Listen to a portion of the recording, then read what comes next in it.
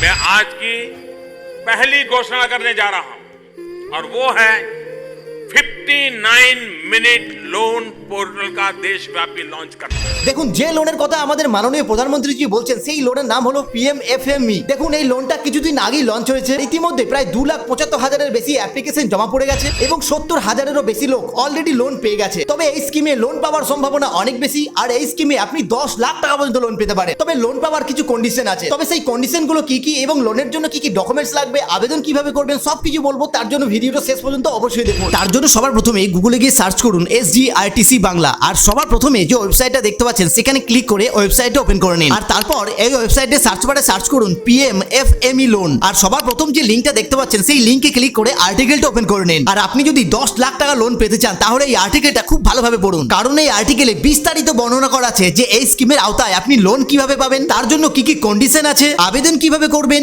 A to Z সবকিছু দেওয়া আছে। তাই আর্টিকেলটা ভালোভাবে পড়ুন এবং লোনের জন্য অ্যাপ্লাই করে দিন।